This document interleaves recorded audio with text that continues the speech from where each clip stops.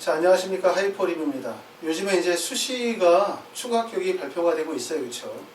또 조금 있으면 이제 정시 원서 지원이 이루어지기 때문에 아마 이 영상을 보시는 학부모님 또 학생들 모두가 다 불안한 시간이고 또 걱정이 많으실 거라고 생각이 되어집니다.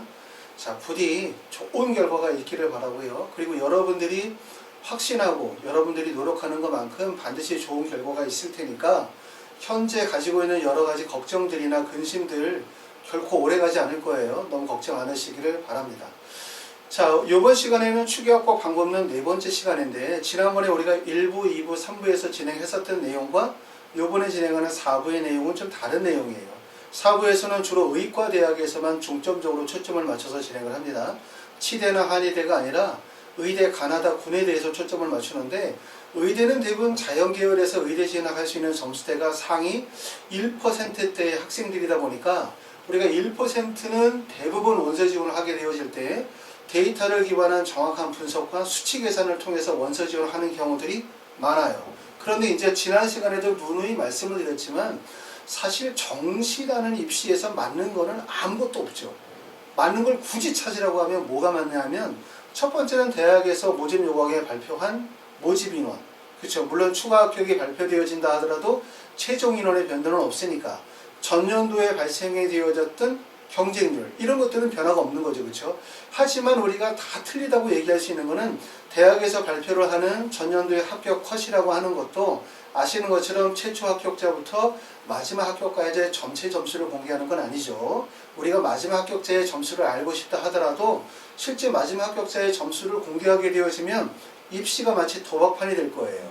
왜냐하면 우리가 생각했었던 것보다 여러 가지 변수들이 너무나 발생이 되어지다 보니까 학생들이 그런 데 현혹이 될 수도 있죠. 그러므로 이제 대부분의 대학들이 입시 결과를 발표하게 되어질 때 뭐 평균 70%, 80%에 해당이 되어지는 입시 결과를 발표하게 되어지고 또 수능이라는 시험을 생각해도 마찬가지지 않나요? 전년도의 수능과 올해의 수능이 같은 수능이라고 절대로 말할 수가 없어요. 그렇죠? 또 어때요? 수험생들도 올해 같은 경우는 4만 5천 명 정도 수험생이 줄었기 때문에 수험생의 숫자의 변화 또는 수능이라고 하는 표준 점수나 백분위의 변화 그 다음에 전년도 입시 결과의 변화 이런 모든 부분들을 생각을 하면 우리가 아무리 수치를 계산하고 데이터 분석을 한다 하더라도 결국 정시는 뭐일 수밖에 없냐면 추정과 예측일 수밖에 없는 거예요. 물론 이런 추정과 예측이라고 하는 것도 정확한 데이터 분석을 기반하는 가운데 추정과 예측의 적중률이 나올 수 있는 거지 정확한 데이터 분석과 자료 분석 없이 막연한 추정과 추측이라고 하는 것은 결국은 입시를 망하게 하는 거겠죠. 그렇죠? 그렇기 때문에 정확한 데이터 분석을 기반으로 한 예측 프로그램이 중요한데 제가 말씀드리는 얘기는 뭐냐 하면 입시는 예측으로만 데이터 분석으로만 절대로 되는 것이 아니라는 점이에요. 그래서 이번 시간에는 주로 어떤 얘기를 할 거냐 하면 가나다 군이동의 가능성 그리고 그 안에서 발생이 될 수 있는 기회 구간에 대한 부분을 이야기하려고 합니다. 자, 먼저 이제 하나씩 정리를 해 보는데 제일 먼저 2020학년도 의대 입시에서의 약간의 변수는 뭐냐? 전년도와 크게 사실 달라지는 점들은 별로 없어요. 첫 번째는 2020학년도 의대보다 인원수가 사실상 한 3명 정도 줄어드는 형태이기 때문에 의대 인원은 1093명으로 전년도와 별 차이는 없다. 이렇게 보시면 되고 우리가 가나다 군별 모집 인원을 보면 가군에서는 16개교 566명이에요. 그러니까 가군의 모집 인원이 가장 많아요. 그 다음에 나군에는 12개교니까 319명, 그 다음에 다군에는 9개고 208명이니까 사실상 의대 입시는 가군에서 끝내셔야 된다는 거예요. 그렇죠? 왜냐하면 모집 인원이 많다는 것은 그만큼 기회가 많기 때문에 우리가 여러분들이 의대 원서 쓰시게 되어질 때 가장 먼저 대학 결정을 하는 곳이 가군이다. 이렇게 보실 수가 있습니다. 이번 시간에도 주로 가군과 나군에 대한 비교를 많이 하게 될 거예요.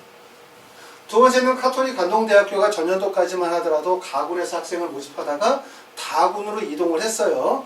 뭐 그렇다 하더라도 사실 입시 전반적인 부분에서는 커다란 영향을 주지 않는데 우리가 작년 같은 경우에도 이제 충북대가 이동을 한다든가 또는 아주대가 이동을 한다든가 이런 것들은 이제 대학의 입장에서 볼 때 어떻게 하는 것이 좋은 신입생을 유치하는 데 있어서 도움이 되겠나라는 전략이지만 입시에는 커다란 영향을 미치지는 않습니다. 2019학년도 수시 2월 인원이 187명이었어요. 이건 이제 187명도 입시 기간의 예측마다 조금씩 달라요. 정원 외 인원을 포함시키느냐 안 하느냐에 따라서 다른데 전체 인원을 보면 11.6% 정도의 비율이기 때문에 전체 인원이 약 1093명 정도 인원에서 11% 정도 인원이 늘어나는 거기 때문에 인원이 상당히 많이 늘어나는 거죠. 그렇기 때문에 우리가 수시 2월 인원에 대해서 관심을 갖게 되어지는 거예요. 그래서 의대 입시는 다른 대학의 입시보다 일반 대학의 입시보다 좀 늦게 시작해요. 정시가. 대부분의 의대를 원서 쓰시는 분들은 수시 2월 인원이 확정이 되어지고 난 다음에 대부분 컨설팅을 하거나 대학 결정을 하는 경우들이 많죠. 그럼 그 기간에서 정시 원서 접수 기간까지 생각하면 남은 기간이 약 2, 3일 정도의 시간이 촉박하기 때문에 사실 그 기간 동안에 우리가 충분한 정보 분석과 데이터 분석을 통해 가지고 지원 대학을 결정해야 되기 때문에 아무래도 좀 더 긴장감이 더 할 수밖에 없습니다. 자, 의대 입시는 좀 전에 말씀드렸던 거죠. 특징이 뭐라고 말씀을 드릴 수 있냐면 첫 번째는 면밀한 데이터 분석과 숫자 기반 지원 경향이 있어요. 그런데 이게 당연히 면밀한 데이터 분석과 숫자 기반 원서 지원을 해야 되는 건 맞는데 여러분이 꼭 아셔야 되는 것은 숫자가 절대로 맞는 것은 아니다. 그리고 이거는 추정치일 뿐이다 라는 거예요. 그렇기 때문에 여러분들이 데이터를 기반으로 하는 이러한 숫자 기반의 원서 지원, 데이터 분석, 능력 반드시 중요하지만 그것뿐만 아니라 입시를 전체적으로 볼 수 있는 시야를 가져가는 게 같이 필요할 것 같습니다. 자, 두 번째는 전형 방법에 세분화되어져 있다는 거예요. 의대가 지금 보시는 것처럼 1093명 정도의 모집 인원을 뽑는다라고 하면 엄청나게 커다란 모집 단위인 거는 틀림이 없거든요. 근데 이게 모집 단위가 이렇게 큼에도 불구하고 가지고 있는 특징 중에 하나는 이 커다란 모집 단위가 세분화되어져 있어요. 세분화되어져 있다는 얘기는 이 1093명의 모집 단위가 첫 번째는 100분의 1을 반영하는 학교와 표준 점수를 반영하는 학교. 물론 대부분의 학교가 표준 점수를 반영하거나 변환 표준 점수를 작용하지만 이렇게 두 가지로 나눠지는 거죠. 내가 만약에 예를 들어서 100분의 점수가 유리하다면 100분의 원서 지원을 하게 되겠죠. 또는 표준 점수가 유리하다고 생각하면 표준 점수로 원서를 지원하기 때문에 전형이 세분화되고 두 번째는 수능 영역별 반영 비율에 따라서 또 달라져요. 그러니까 예를 들어서 국어 반영 비율이 높은 학교, 수학 반영 비율이 높은 학교 또는 뭐 탐구 반영이 높은 학교에 따라서 지원 대학이 갈리는데 대부분 수능은 영역별 반영 비율은 둘로 나눠진다면 탐구의 반영 비율이 35% 이상인 학교와 25% 이하인 학교로 나눠진다고 생각하시면 돼요. 이렇게 나눠지게 되고 그 다음에 과탐 같은 경우에 가산점이 있는 학교와 가산점이 없는 학교 또는 탐구를 1개 과목을 반영하는 학교, 2개 반영을 하는 학교 그리고 지원군이 가나다군에 다시 세분화되어지죠. 그러니까 뭐냐면 이렇게 전형 방법이 되게 세분화되어져 있어요. 똑같이 1093명이 예를 들어서 연세대학교에서 1093명을 모집한다 하더라도 연세대학교는 하나의 군, 나군에서 수능 영역별 반영 비율이 동일한 상태에서 인원을 뽑다 보니까 그 안에서 추합이 발생이 되어질 가능성이 높고 연쇄이동이 발생이 되죠. 그리고 비슷한 점수대에 동일한 수능 영역별 반영 비율을 가진 학교들이 쭉 서 있다 보니까 결국 학생들이 학과를 선택하는 데 있어서의 어려움이 발생이 되고 그렇기 때문에 결국 학과 사이에서의 점수의 간극이 발생이 되어지는데 의대는 전형의 방법이 아주 세분화되어져 있어요. 그렇기 때문에 100분위 표준 점수, 수능 영역별 병역 비용, 가산점에다 탐구 과목 수라든가 아니면은 심지어는 한국사까지 세분화되어져 있기 때문에 실제 대학이 17개 교라 하더라도 그 대학을 나누면 4개나 3개의 덩어리밖에 나눠지지 않기 때문에 의대 입시에서 제일 중요한 부분은 추가 합격이 아니에요. 의대 입시에서 제일 중요한 부분들은 첫 번째는 최초 합격, 무조건. 최초 합격 이후에 추가 합격을 노리는 전략이거든요. 그러니까 반드시 이 성적대에서 붙을 수 있는 대학과 학과가 어디냐라고 하는 부분의 결정이 제일 중요하기 때문에 먼저 여러분들이 제일 먼저 관심을 가져야 되는 건 최초 합격을 할 수 있는 대학 그리고 두 번째는 추가 합격을 할 수 있는 대학의 전략이라고 생각하시면 돼요. 왜냐하면 의대의 전형이 아주 세분화되어져 있기 때문에 실제 지금 말씀하셨던 것처럼 가군에서 16개 대학이 있다 하더라도 그 대학을 구간으로 나누게 되어지면 3개나 4개의 구간밖에 형성이 안 되어져 있고 그 다음에 나군도 마찬가지라는 얘기예요. 12개의 구간이지만 실제 구간은 3개 정도 구간으로밖에 형성이 되어져 있지 않아요. 그렇기 때문에 일반 대학에 비해서 추합이나 회전율이 현저하게 떨어지죠. 그렇죠? 그렇기 때문에 의대 입시에서의 첫 번째 가장 핵심은 최초 합격을 목적으로 삼으셔야 되고, 최초 합격을 하기 위해서는 우리가 첫 번째 정확한 데이터 분석, 그 다음에 두 번째는 가나다 군이동의 가능성, 이 부분에 관심을 가지셔야 돼요. 네 번째는 수시 2월 인원의 확정이 결국 정시의 컨설팅의 시작이라고 할 수 있어요. 그렇기 때문에 결국은 기간이 되게 짧다는 거예요. 여러분들이 관심을 가지고, 그러니까 정보가 노출이 되어지는 시기도 아주 짧죠. 정보가 노출되어진다는 건 여러분이 관심을 가지고 있는 것처럼 수시 2월 인원의 확정이라고 생각하면 2월 인원이 발표되는 시기가 조금 차이가 있긴 하겠지만, 올해 같은 경우에 예를 들어서 23일 정도에 확정이 되어진다라고 하면 수시 원서 접수 기간이 예를 들어서 26일이에요. 또는 27일이라고 생각하면 원서 접수 준비 기간이 약 3일 정도에서 4일 정도의 시간밖에 없기 때문에 그 안에서 대학을 결정해야 되다 보니까 여러분들이 원서 지원하시는데 커다란 동요나 걱정이 많으실 수밖에 없어요. 이런 부분들이 이제 의대가 가지고 있는 특징이라고 말씀을 드릴 수 있고, 다시 정리하면 면밀한 데이터 분석과 숫자 기반 지원 형향을 보이다 보니 문제는 모든 사람들이 똑같은 지표를 보고 믿는다는 게 단점이라는 거예요. 그리고 대부분의 학생들이 인터넷 모의 지원에 대한 의존도나 신뢰도가 높은 상태이기 때문에 이런 데이터에 대한 지나친 신뢰도와 믿음, 이것이 결국은 원서 지원의 실패로 이어질 가능성이 높아요. 제가 누누이 말씀드리겠지만 원서 지원의 가장 단점은 모든 사람이 보고 모든 사람이 믿는 대로 똑같이 원서 지원을 한다면 그럼 결국 입시가 실패할 수밖에 없는 거죠. 그렇죠? 왜냐하면 내가 보고 있는 자료가 나만 보고 있는 자료가 아니라는 거예요. 그렇죠? 그런 점들이 문제라는 거고, 두 번째는 모집 인원이 많고 가나다군으로 많은 학교들이 흩어져 있지만 실제로는 전형이 세분화되어져 있기 때문에 내가 가지고 있는 100분위와 표준 점수의 유리함, 그 다음에 수능 영역별 반영함에서 최적화, 그 다음에 과탐이라든가 아니면은 한국사, 영어 등등등에 최적화되어진 학교를 고르면 사실 몇 개 없어요. 그렇기 때문에 결국 몰릴 가능성이 되게 높다라는 거고, 그 다음에 네 번째로 얘기했었던 세 번째겠죠. 수시 2월이 확정되어지는 시점에서 사실상 대학 결정이 이루어지기 때문에 준비 기간이 매우 짧다라는 점이 의대 입시에서 가장 어려운 점이다 라는 점입니다. 자, 그러면 먼저 뭐에 대해서 말씀을 드리냐면, 과연 수시 2월 이내의 증가, 의대 원서 쓰시는 분들이 가장 관심을 가지고 있는 부분들은 뭐냐면 수시 2월 인원이라는 부분이 가장 관심이세요. 대부분의 일반 대학 같은 경우도 수시 2월 인원이 발생이 되어지지만 수시 2월 인원이나 하더라도 10명 모집하는 학과에 대부분 한두 명 정도 인원이 느는 격이기 때문에 그렇게 크게 영향력을 보이진 않는데, 의대는 첫 번째는 전형이 세분화되어져 있잖아요. 그러니까 예를 들어 아까 얘기했던 것이 연세대, 그럼 연세대는 하나의 모집단이 아니에 많은 학과들이 세분화되어져 있고, 그렇기 때문에 일부 학과의 모집 인원이 조금 바뀐다 하더라도 직접적 영향이 크지 않아요. 근데 의대 같은 경우는 가군에 16개 학교가 있다 하더라도 그게 학교가 다 세분화되어져 있다 보니까 이렇게 수시 2월 인원이 늘거나 인원의 변동이 없다라는 부분들이 지원자들의 원서 지원에서 많은 영향을 미칠 수밖에 없어요. 그러면 수시 2월 인원의 증가가 과연 의과대학 정시 지원에 어떠한 영향을 미치나, 이런 부분들에 대해서 먼저 한번 살펴보도록 하는데, 첫 번째는 이거죠. 수시 2월 인원이 늦다는 것은 실제 데이터나 통계에서 나타나는 현상들보다 지원자들이 가지고 있는 심리적 영향을 더 많이 미치는 것 같아요. 그러니까 데이터나 통계에서 수시 2월이 늘었다고 해서 어떤 결과들이 나타난다고 볼 수는 없는데 대부분 지원자들의 심리에 많은 영향을 미친다. 첫 번째는 수시 2월 인원이 증가를 해.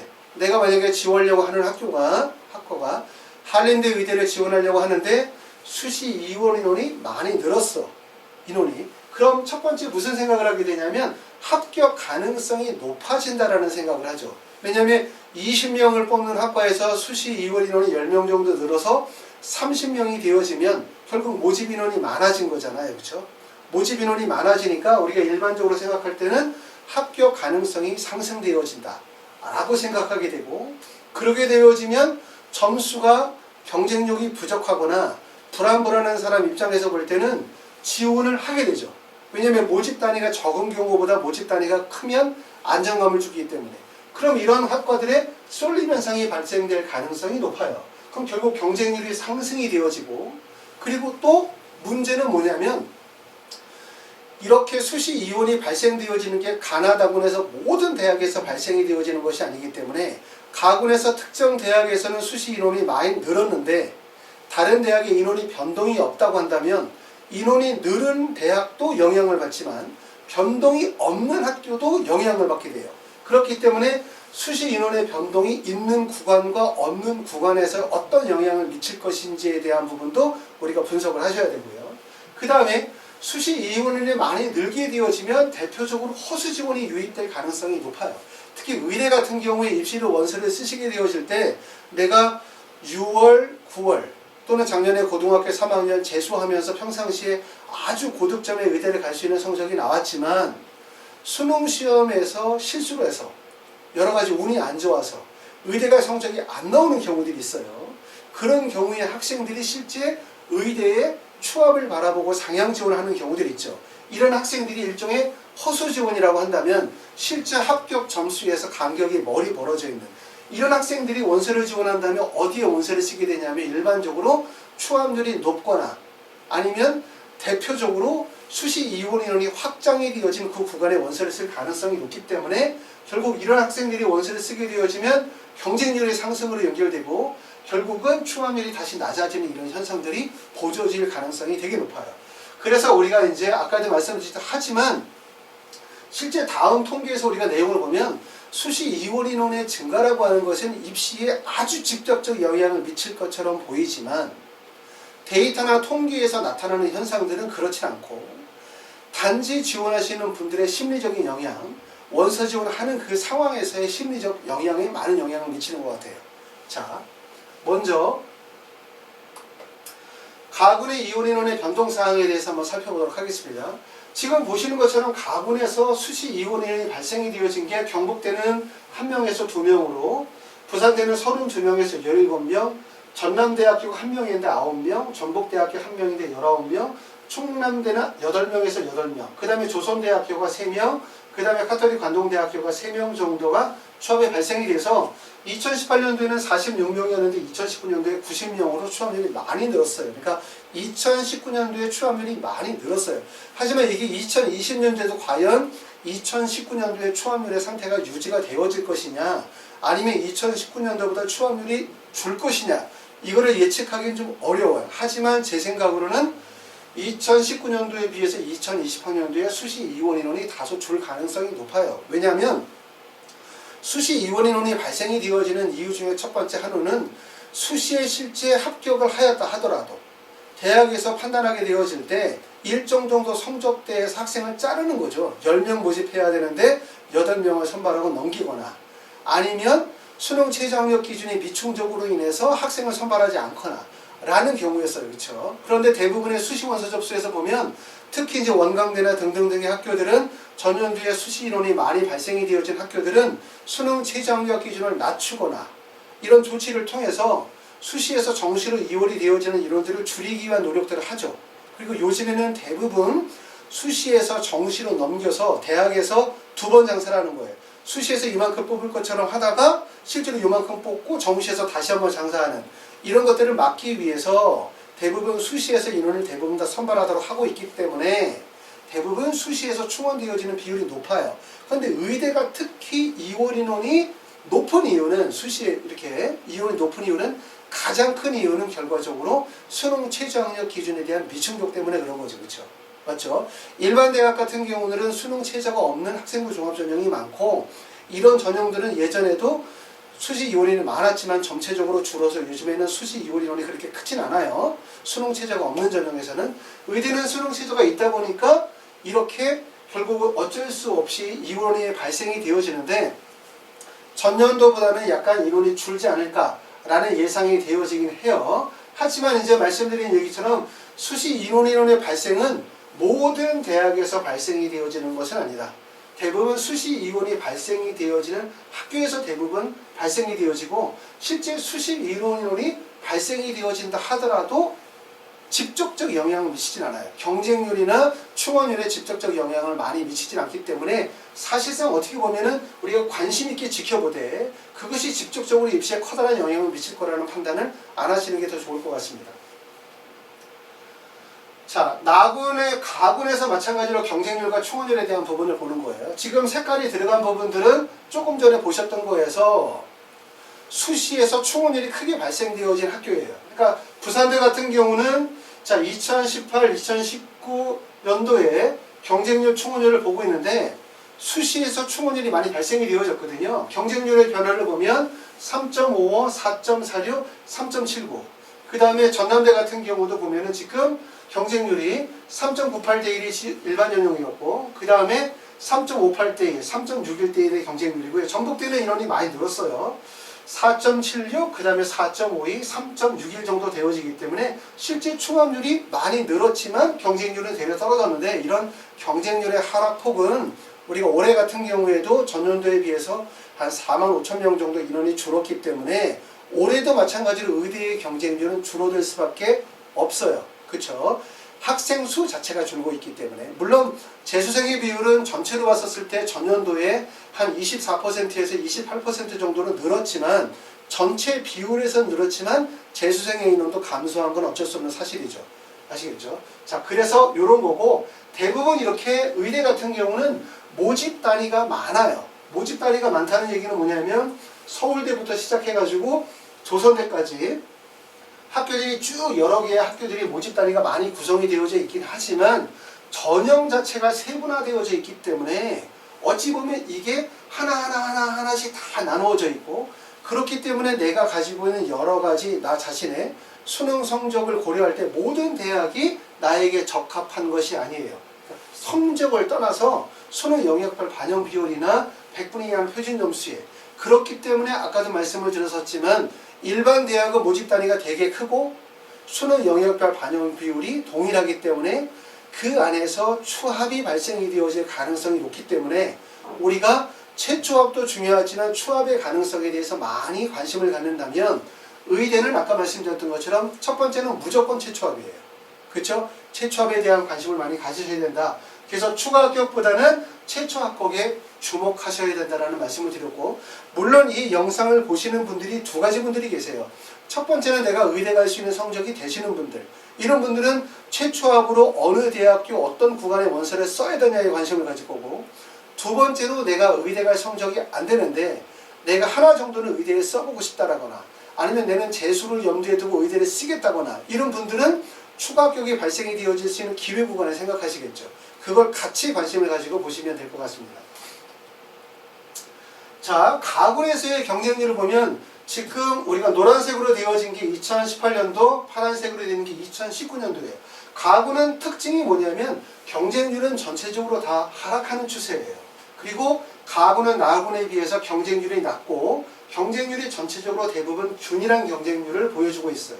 그렇죠? 그리고 경쟁률이 대부분 5대1의 경쟁률이 넘는 구간이라고 하는 게 경희대학교, 아주대학교, 그 다음에 동아대학교 정도가 우리가 경쟁률이 높은 구간이라고 보시면 돼요. 자, 그리고 입시는 항상 작은 문에서 큰 문으로 가는 거예요.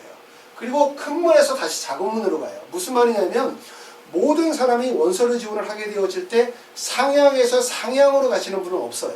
절대로. 하향에서 하향으로 가시는 분들도 없어요. 대부분 안정 지원을 한다면 반드시 상향을 하게 돼 있어요. 상향이라고 해서 실제 내 점수보다 뭐 10점, 20점 상향을 얘기를 하는 것이 아니라 예를 들어서 표준 점수 합이 내 점수가 411점이다. 그러면 그거보다 1점과 2점이 높아도 상향인 거예요. 그렇죠? 그렇기 때문에 항상 입시는 작은 문에서 큰 문으로 그리고 큰 문에서 작은 문으로 가는 거예요. 경쟁률이 낮다는 것은 그 구간이 큰 문이란 뜻이에요. 경쟁률이 높다는 것은 작은 문이에요. 반대로 얘기하면 경쟁률이 높다는 것은 그 문이 작은 문이기 때문에 작은 문은 반드시 경쟁률이 높아질 수밖에 없어요. 올해도 마찬가지로 아셨어요? 그리고 그 구간이 문이 넓으면 경쟁률이 높을 수가 없어요. 다시 말하면 큰 문이라고 하는 구간은 바로 어디가 큰 문이냐면 여기에서 봤었을 때 큰 문이라고 하는 것은 중앙대, 아주대, 연세대학교, 그 다음에 경희대, 부산대 정도의 라인이 여기는 큰 문이에요. 나군에서는. 아셨어요? 그리고 작은문에 해당이 되어지는 구분이 가군에서는 가군이죠. 가군에서는 작은문이라고 하게 되는 게 동아대, 전남대, 충남대, 충북대 이쪽 라인으로 가면 이게 작은문이 되는 거예요. 그러니까 이 작은문은 경쟁률이 높아져요. 경희대도 작은문에 해당이 되는 거예요. 아셨어요? 그렇기 때문에 큰 문은 일반적으로 경쟁률이 낮고 작은 문은 경쟁률이 높아질 수밖에 없다라는 현상 이해하시고요. 자, 그럼 이제 그 다음에 나군의 이원 인원의 변동상을 볼게요. 가군과 동일하게 나군도 2018년도에 비해서 2019년도에 인원이 많이 늘었어요. 지금 보시면 2018년도에 48명이었는데 2019년도에 93명 정도 수시 인원이 많이 늘었죠. 근데 아까도 말씀드렸지만 수시 이원 인원이 증가라는 부분이 실제 입시의 결과 또는 경쟁률의 현황, 충원율에 직접적 커다란 영향을 미친다라기보다는 단지 원서를 쓰시는 분들의 심리적인 영향에 더 커다란 영향을 미친다. 이 점을 아실 필요가 있고요. 지금 여기서 발생이 되어진 게 연세대학교 5명, 6명, 카톨릭 대학교가 인원이 많이 늘었어요. 12명 정도. 그 다음에 고려대 12명, 16명. 그 다음에 여기 보면 원광대학교가 무려 45명이 늘어서 27명 모집이었는데 70명 정도까지 늘어났어요. 그렇죠? 이론이 많이 늘었다는 점. 그리고 아까도 말씀드렸던 거죠. 수시 이원인원은 모든 대학에서 발생이 되어지는 게 아니라 수시 이원인원이 발생이 되어졌던 학교에서 올해도 발생이 되어질 가능성이 높아요. 발생이 됐던 학교에서 올해도 발생이 됐을 가능성이 높고 이론이 발생이 되어지지 않는 학과는 발생이 안 될 가능성이 높아요.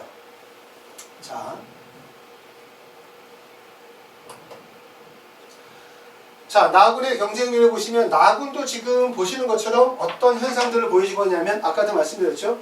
큰 문은 경쟁률이 반드시 낮아요. 그리고 작은 문은 경쟁률이 낮아요. 그리고 항상 원서를 쓰시게 되어질 때는 큰 문에서 출발을 하면 반드시 작은 문으로 가게 되어지고 작은 문에서 출발하면 반드시 큰 문으로 가게 되어 있는 거예요. 그리고 말씀드렸던 것처럼 큰 문이라고 하는 거는 원서 지원에 있어서 어떤 지원? 안정 지원이 되는 거고 작은 문은 반드시 상향 지원이 이루어지게 되는 구간이고 나는 상향을 하고 싶지 않아 라고 해도 어쩔 수 없이 상향을 하게 되어 있어요. 의대는. 그렇죠? 그렇기 때문에 지금 보시면 지금 한림대학교, 영남대, 을지대, 충북대, 원광대, 가천대 특히 여기 보시는 것처럼 충북대, 을지대, 원광대, 영남대 정도의 경쟁률이 6대 이상의 경쟁률이 나와서 이렇게 높은 이유는 바로 여기가 작은 문이기 때문에 그런 거예요. 여러분들이 보실 때는 학교가 한림대부터 여러 개의 학교들이 있으니까 이게 큰 문처럼 보이죠. 여러 학교들이 몰려 있는 것처럼 보이는데 실제 어떻게 되어 있다는 얘기냐면 이거는 다 학교가 쪼개져 있는 거예요. 이렇게 하나씩 쪼개져 있는 거고 그 다음에 여기는 지금 경쟁률이 전체적으로 낮아요. 이게 바로 큰 문인데 이거는 무슨 말이냐면 여러 학교들이 있다 하더라도 이 학교들이 어떻게 보면 하나의 박스를 형성하고 있다고 볼 수 있는 거예요.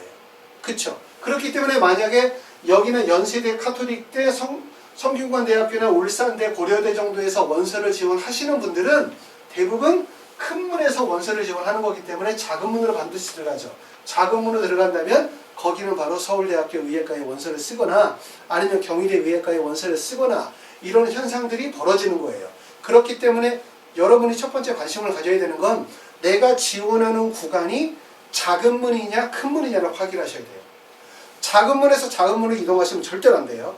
큰 문에서 작은 문으로 가시거나 작은 문에서 큰 문으로 가거나 이러셔서 반드시 큰 문을 선택을 하셔야 돼요. 어디든지. 그래야만 안정 지원이 발생이 되어지고 취초업이 발생이 되어진다는 거고 그리고 작은 문은 실제 작은 문에서는 추함률이 높거나 낮거나 관계없이 실제 합격생들 간의 점수 편차폭이 벌어져요. 하지만 큰 문은 실제 합격생들 사이에 전차폭이 벌어지지 않아요. 점수 편차폭이. 그렇기 때문에 큰 문은 뭐의 목적을 두냐면 최초 합격을 목적이고 작은 문은 추합을 목적으로 삼으시는 거예요. 내 성적도보다 조금 더 높은 대학을 가는 기회다. 이렇게 보시면 되어집니다. 자, 다군에서는 이율이론의 변동사항을 보게 되어지면 이건 봤고요. 좀 전에. 자, 그래서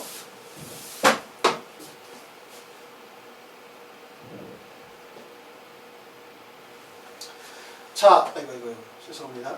자, 그래서 이제 나군에서는 좀 전에 우리가 경쟁률에 대한 부분들을 보여줬어요. 그렇죠? 나군에서 죄송해요. 나군의 경쟁률을 보여줬고 그 다음에 이제 다군을 이동을 해보겠습니다. 다군의 이율이론 변동사항을 보면 다군도 마찬가지로 나군과 마찬가지로 가군과 마찬가지로 이온 인원이 많이 늘었어요. 전년도에 4명 정도였다가 이온 인원 자체가 한 5명 정도 인원이 늘어서 가장 인원 변동이 컸었던 건 고신대학교가 23명이 무려 인원이 늘었죠. 그리고 계명대학교가 17명, 대구카톨릭대학교 7명, 그 다음에 제주대학교는 처음에 신설이 되어졌고 여기 8명 정도가 인원이 더 늘었어요. 그쵸?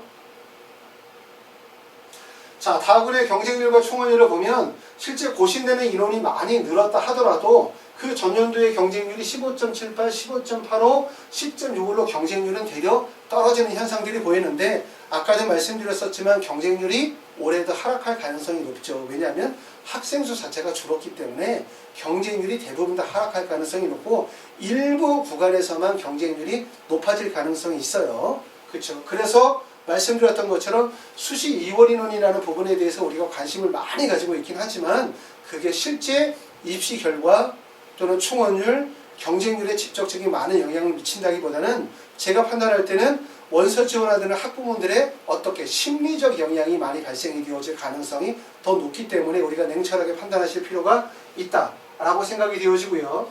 충원율이 높으면 일반적으로 봤었을 때 충원율이 높으면 자연추합인 거예요. 여기 보시면 충원율이 가장 높은 학교는 인하대학교, 그 다음에 다군은 대부분 충원율이 다 높죠. 지금 보시는 것처럼 낮은 학교가 179%니까 우리가 가군과 다군에서는 가군과 나군의 의대와는 비교가 되진 않아요. 충원율이 높다는 얘기는 무슨 말이냐면 항상 얘기 드리지만 충원율이 높다는 얘기는 실제 지원한 학생들이 다른 대학에 붙는다는 거예요. 그러니까 인하대 의대를 포기하고 다른 대학에 붙는다는 얘기이기 때문에 점수의 경쟁력을 다 가지고 있는 거기 때문에 이건 자연추합에 해당되는 거예요. 그러니까 내가 예를 들어서 실제 지원한 학교와 점수 편차가 크게 벌어지면 충원율이 높은 학교에서는 붙지를 못해요. 그렇죠? 아셨어요? 충원율이 낮다는 것은 결국은 무슨 얘기냐면 충원율이 낮다는 얘기는 다른 대학에 못 붙는다는 얘기죠. 그렇죠? 또 충원율이 낮다는 것의 장점은 허수 지원이 이루어지지 않는다는 점인 거예요. 그렇기 때문에 반대로 얘기하면 커다란 점수 차이에서도 강제 추합이 가능하다라고 볼 수 있지만 의대는 사실상 그런 구간들을 찾기가 어려워요. 왜냐하면 첫 번째는 다군은 경쟁률이 높기 때문에 경쟁률이 지금 보는 것처럼 31대1, 10대1, 17대1, 20대1 정도의 기회가 되어지면 사실상 점수의 간격이 되게 빽빽하겠죠. 왜냐하면 10명 뽑는데 100명이 모여있는 꼴이니까 최소한 그 중에서 마지막 합격자 점수는 터무니없다 하더라도 10명 뽑는데 100명이 지원했으면 최소한 20, 30명 정도는 점수의 경쟁력을 가지고 있을 거란 말이에요.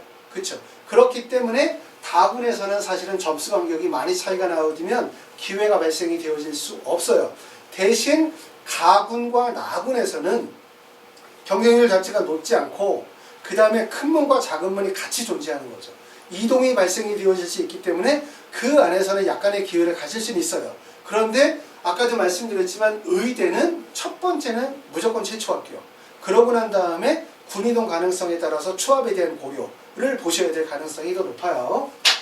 자, 다군의 경쟁률도 보시게 되어지면 인하대 같은 경우에는 전제도보다 경쟁률이 많이 올랐어요. 물론 이러한 것들이 아주대가 있다가 아주대가 가군으로 이동한 영향이라고도 볼 수도 있고 또 뭐 여러 가지 이유로 분석이 되어질 수 있겠지만 어찌됐든 인하대의 경쟁률이 가장 높았어요. 그렇죠? 그리고 가군은 다군은 다른 군에 비해서 대부분 경쟁률이 이렇게 높기 때문에 아까 말씀드렸기 때문에 지만 경쟁률 자체가 높아지면 사실상 별다른 방법이 없어요. 왜냐하면 그만큼의 합격생들이 많은 학생들이 지원한다는 얘기고 허수 지원도 있고 실제 합격하지 못하는 또 성적대가 가능성이 있는 학생들도 지원하겠지만 적어도 항상 모집 단위 내에서 10명 지원에 100명 지원하면 최소한 30% 정도에서 35%의 학생들은 점수 경쟁력을 가지고 있거나 다른 군에 합격할 수 있는 점수를 가지고 있거든요. 그렇기 때문에 많은 점수 차이에서 다군에서 성공을 하기는 어렵습니다. 자, 가군과 나군에 대해서 경쟁률에 대한 부분들을 한번 분석을 해봤어요. 지금 보시면 어떤 문제점이 보이냐면 나군에서는 특히 이쪽 구간 영남대부터 시작해가지고 여기까지 진행되는 원광대학까지 진행이 되어지는 이 구간이 경쟁률이 상승하는 구간으로 보여지죠. 여기는 대부분 경쟁률이 낮아지고 경쟁률이 높았었던 구간은 이 구간이 경쟁률이 좀 높은 구간인 거예요. 여기가 구간이. 여기서는. 그쵸? 그리고 일부 동아대 같은 대학교가 경쟁률이 높다는 거죠. 이렇게. 또는 경상대 같은 데가 일시적으로 경상대, 건양대까지 이렇게 묶으면 여기가 경쟁률이 높은 구간이라고 볼 수 있어요. 아까도 말씀드렸지만 경쟁률이 높다는 것은 어떤 의미냐면 여기가 자금문이라는 거예요. 그러니까 하나씩 전형이 다 쪼개져 있는 거예요. 이거는. 경쟁률이 낮다는 거는 여기가 큰 문이라는 거예요. 여기는 하나로 보시면 돼요. 이렇게 하나. 여기가 하나, 여기는 하나고 여기는 다 쪼개져 있는 거예요. 하나, 둘, 셋, 네 개가 쪼개져 있는 거죠. 그쵸? 그리고 반드시 이렇게 큰 문에서 출발한 학생들은 반드시 작은 문으로 가게 되어져 있어요. 아셨죠? 그리고 작은 문에서 출발하면 큰 문으로 이동을 하게 되어 있어요. 경희대를 쓰거나 아니면은 중앙대나 아주대로 여기도 하나의 문이라고 했으니 여기서 쓴 학생들은 반드시 작은 문에서 큰 문으로 이동을 한다는 거예요. 항상 이동 자체가. 그런 점들을 우리가 관심 있게 보시면 좋을 것 같고요. 자, 이래서 이제 우리가 의대를 원서를 쓰게 되어지는데 여러분들이 이제 의대를 원서를 쓰게 되어질 때 원서 지원을 어떻게 하냐. 자, 사실은 요즘에는 원서 지원을 하게 되어질 때 우리가 많은 데이터 분석이나 자료 분석 하실 필요가 없어요. 여러분들이 이미 대부분 다 온라인상에다가 자기 성적 입력하고 그러면 내 성적대에서 어느 대학이 적절한지에 대한 판단은 다 되죠. 그쵸? 그렇기 때문에 사실은 예전처럼 100분이냐 표준점수냐 또 내 점수가 몇 점이냐 합격 점수가 몇 점이냐 이런 거 분석하실 필요도 없어요. 그냥 온라인에 자료 정리하면 성적 입력하면 대부분 다 확인할 수 있으니까 첫 번째는 우리가 의대 원서 쓸 때 여러분이 첫 번째 하는 방법 100분위 반영과 표준점수 반영 중에서 어떤 성적이 유리한지에 대해서 먼저 판단하시겠죠. 여러분이 만약에 학생의 수능 성적을 받았다 그러면 첫 번째는 100분위와 표준점수 반영에 따라서 유불리를 판단하시게 되고 두 번째는 수능 영역별 반영 비율이 최적화되어진 대학이 어디냐. 우리 학생을 봤더니 요번에 국어시험을 못 봤는데 수학을 잘 봤는데 가장 반영 비율이 높은 학교가 어디냐. 그 다음에 세 번째는 과학 2를 가산점을 주는 학교가 어디냐. 또는 과학을 한 과목을 반영하는 학교가 어디냐. 또는 한국사의 가산점이 얼마나 되느냐의 이런 점들. 또는 영어 같은 경우에 아시는 것처럼 내가 2등급을 맞았는데 1등급과 2등급의 점수의 편차폭이 크지 않은 학교가 어디냐. 2등급을 맞았음에도 불리하지 않은 학교가 어디냐. 이런 거 분석하시게 되고요. 다섯 번째는 그러고 난 다음에 여러분들이 보시는 게 전년도의 경쟁률이 어땠는지 전년도의 추함률이 어땠는지를 보시게 되고 마지막으로 이제 조금 있으면 수시 이온 인원이 어디가 늘고 어디가 줄었느냐를 판단하세요.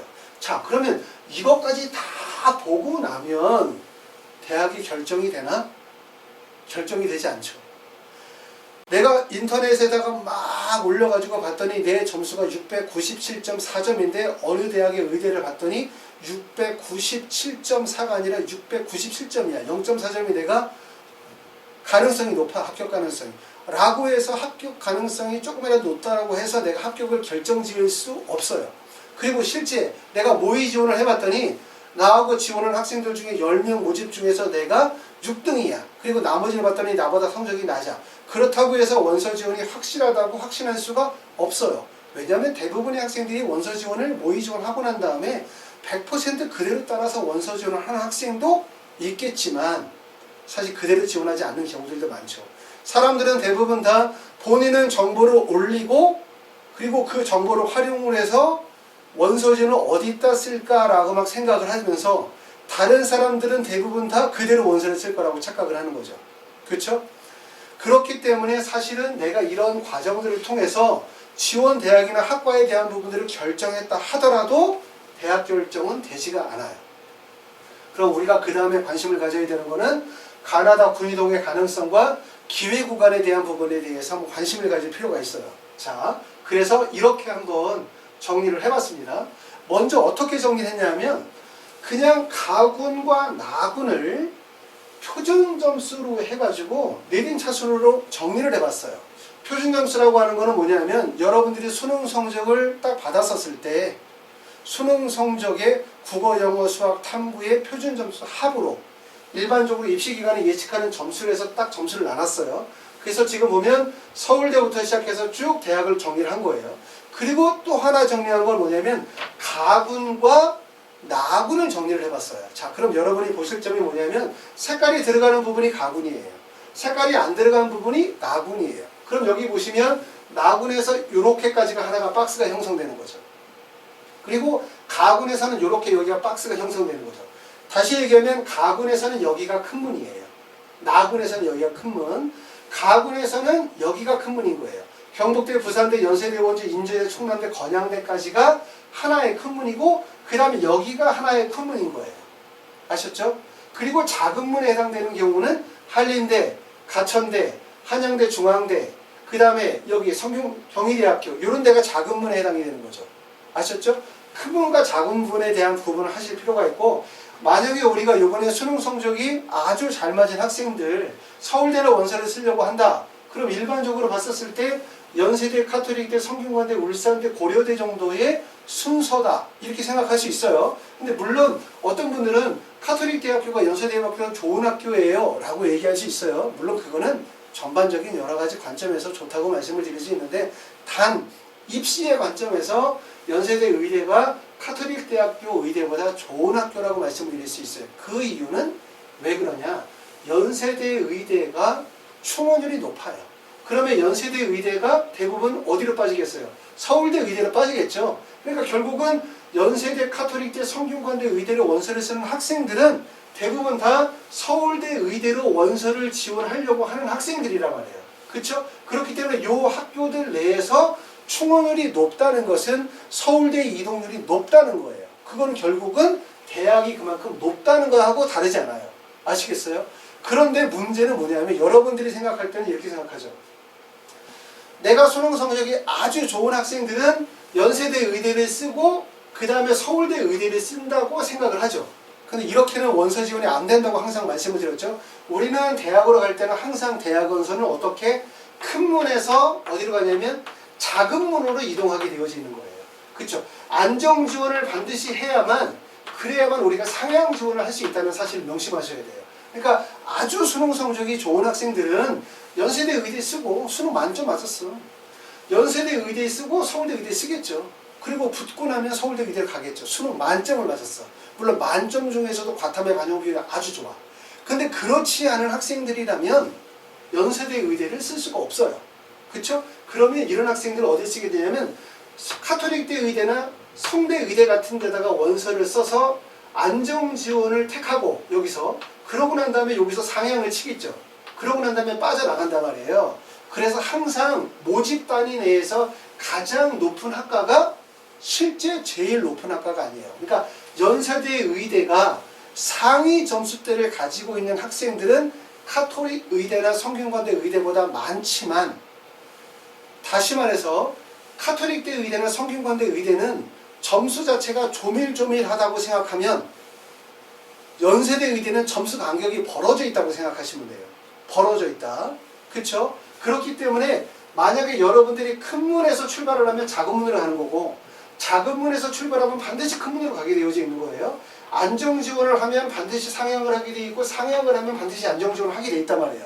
그래야지 상향의 원서 지원이 있을 수 없고, 안정 지원도 안 돼요. 그렇죠? 이해되시죠? 그렇기 때문에 요 대학을 결정하게 되어질 때 연세대, 카톨릭대, 성균관대, 울산대를 결정 지으실 때 이 점을 꼭 염두에 두실 필요가 있어요. 근데 이거는 연세대, 카톨릭대, 성균관대, 울산대만 해당이 되는 게 아니에요. 나머지 대학도 다 마찬가지로 해당이 돼요. 우리가 경북대, 부산대, 연세대, 원주, 인제대, 충남대, 건양대 정도에서 만약에 이 세 개 학교 정도에서 대학 결정을 하게 되어진다라고 했었을 때 여기는 무슨 문이냐? 큰 문이에요. 큰 문이기 때문에 큰 문은 반드시 안정 지원하는 구간이에요. 그렇기 때문에 내가 안정 지원을 경북대나 부산대나 연세대, 원주 중에 어디에다가 안정 지원을 하고 난 다음에 그 다음에 이제 상향 지원을 할 것이냐, 이런 부분이 발생이 되어지는 거예요. 아셨죠? 그리고 이런 안정 지원의 구간 내에서는 뭐가 발생이 되어지냐면 점수 격차 폭이 벌어져요. 내가 학생들이 안정 지원을 해야 되겠다라고 생각하면은 점수 편차폭이 벌어지고, 안정 지원을 해야 되겠다라고 하면 학생들이 원서를 내려서 쓰는 거죠. 그러니까 경북대학교를 원서를 쓰는 학생이 실제 403점인데 예를 들어서 표준 점수가 안정 지원을 하겠다라고 하면 여기를 404점인 학생들이 원서를 쓰는 거죠. 예를 들어서. 그럼 위에서 밑을 원서를 쓰면 이 학생들은 최초 합격이 되기도 하지만 이거는 큰 문이기 때문에 반드시 작은 문으로 상향 원서를 쓴 거고, 그럼 최초합이 되든 추합이 되든 이동 가능성이 높아진단 말이에요. 위에서 밑으로 쓰는 구간은 기회 구간이 돼요. 그런데 밑에서 위로 치고 올라가는 구간, 그런 구간은 구간이 발생이 되어지지 않아요. 아시겠죠? 자, 그런 점들을 보시는 데서 가군에서 여러분들이 염두에 두셔야 되는 것. 첫 번째 이거는 뭐냐면 표준 점수를 통해서 정리한 거예요. 가군과 나군에서 어디가 큰 문이냐라고 하는 부분인데, 첫 번째는 나군에서의 큰 문은 바로 이 구간. 이 구간이 큰 문이고, 여기서 출발하는 학생들은 반대로 어디로 가냐면 작은 문으로 가면 이리로 가는 거예요. 그쵸? 그 다음에 또 큰 문이라고 하는 거는 가군에서는 이쪽 구간. 여기가 큰 문이죠. 여기서 원서를 쓰고 난 다음에 나군으로 가게 되어지면 이쪽 구간으로 넘어가겠죠.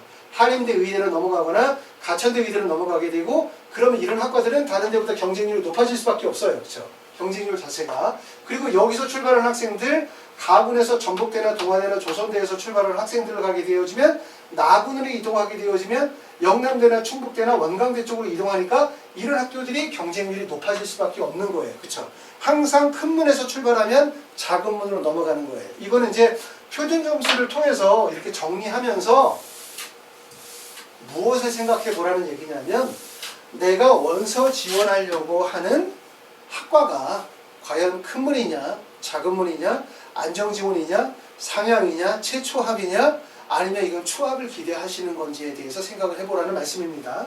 자, 그 다음에 이제 두 번째는 다른 방식으로 한번 정리해봤어요. 다른 방식은 어떤 거냐면 수능 반영 비율에 따라서 구분을 해봅시다. 자, 대부분 의대는 두 개로 나눠져요. 두 개. 어떻게 하느냐면, 첫 번째는 국어, 수학, 영어, 탐구 중에서 탐구 반영 비율을 나누면 딱 둘로 나눠져요. 탐구 반영 비율이 30% 이상인 대학과 30% 이하의 대학을 정리하는 거죠. 30% 이상인 대학은 물론 서울대나 경희대를 빼지만, 여기는 이제 과탐은 25, 26%이지만 수학 반영 비율이 35, 40%이기 때문에 포함을 시켰고, 그럼 여기서부터 여기까지가 하나란 말이에요. 그 다음에 두 번째는 국어, 영어, 수학의 반영 비율이 균등 반영 비율을 적용하는 경우, 여기처럼 25, 25, 25를 반영하거나 아니면 20, 30, 20, 30을 반영하거나 또는 28.5시, 28.57을 반영하거나 국어, 수학, 영어의 반영 비율이 균등한 경우를 다시 정리한 거예요. 이렇게 첫 번째, 수학, 국어, 영어, 수학의 반영 비율이 균형한 경우와 그 다음 여기처럼 탐구 반영 비율이 30%를 유지하는 경우 둘로 나눠서 보는 이유는 뭐냐면, 수능 영역별 반영 비율이 유사해야 가군과 나군과 다군에서 추합이 발생이 될 거 아니에요. 그렇죠? 어떤 학생이 점수대가 내가 가지고 있는 점수가 404점이야. 근데 내가 봤더니 내가 가지고 있는 점수가, 나는 수학을 잘 봤는데 탐구를 못 봤어. 그럼 이 학생은 당연히 가군에서도 그런 대학을 선택하게 돼 있고 나군에서도 선택하게 돼 있고 다군도 선택을 하게 돼 있어요. 왜냐하면 그래야만 본인에게 가장 유리한 대학일 수밖에 없기 때문에. 결국은 그래서 수능 반영 비율이 유사한 학교들끼리 움직이는 거예요. 움직이는 거죠. 그래서 지금 수학과 과학의 반영 비율이 높은 학교를 정리한 거예요. 그럼 이 대학들끼리 움직인다는 거죠. 어떻게 움직이냐면 항상 얘기했죠. 큰 문에서 작은 문을 움직이는 거예요. 여기서 이렇게 움직이는 거거든요. 그러니까 여기에서 상위 점수대를 가지고 있는 학생들이라면 상위 점수대로 가게 되면 서울대를 움직일 거고, 요거보다 조금 더 하위 점수대를 가지고 있는 학생들이라면 경희대로 움직이거나 아니면 중앙대나 아주대로 움직인다는 거예요. 그 다음에 여기서도 마찬가지죠. 여기도 큰 문이란 말이에요. 이 큰 문에서 출발한 학생들이 어디를 가게 되어지면 한림대 쪽으로 몰릴 수밖에 없어요. 그러니까 한림대의 경쟁률이 높은 편이다. 한림대로 가거나 아니면 여기 성적대에서 성적대가 높은 학생들이라면 한양대 같은 데로 넘어갈 수 있겠죠. 그렇죠? 맞죠?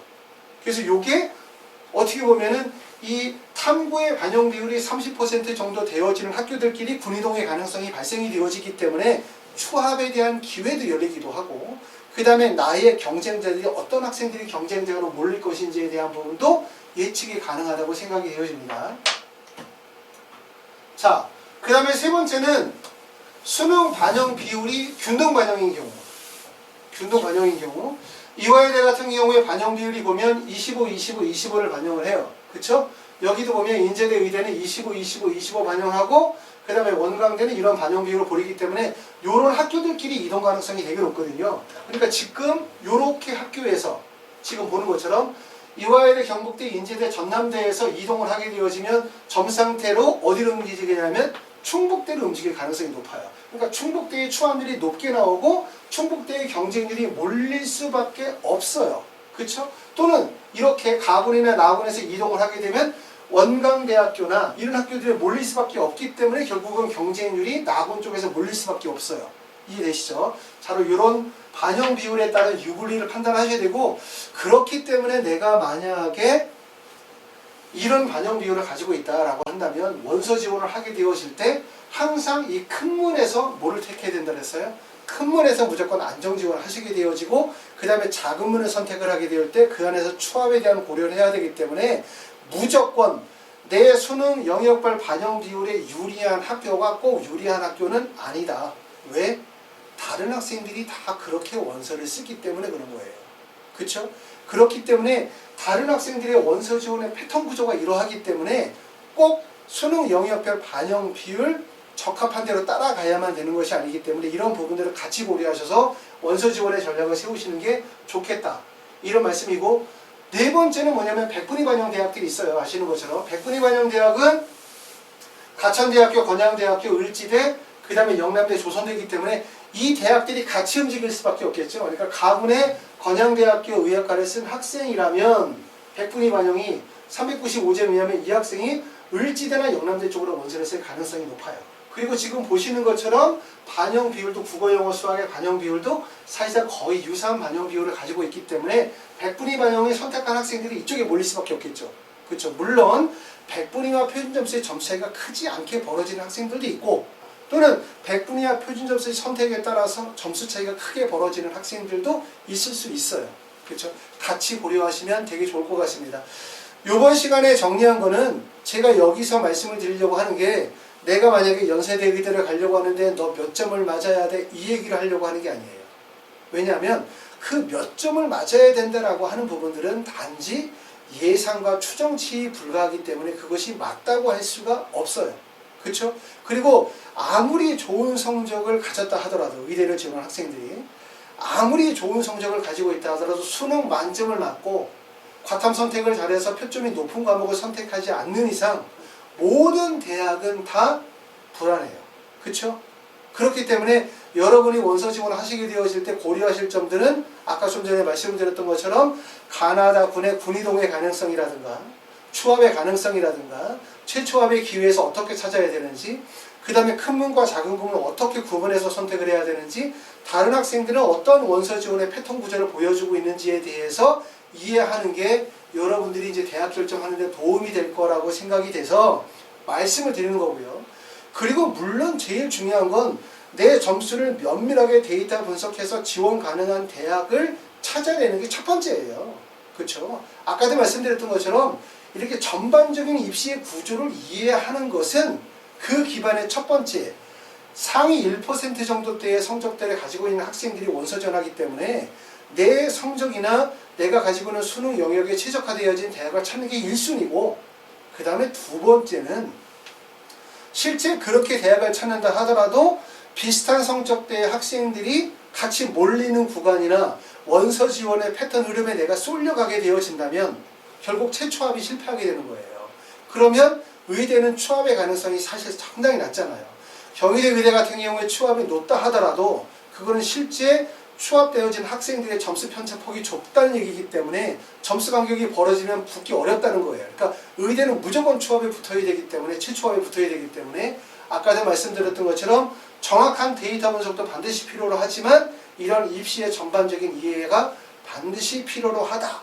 이 점에 대해서 제가 말씀을 드렸고 참고하셔서 도움이 되었으면 좋겠습니다. 감사합니다.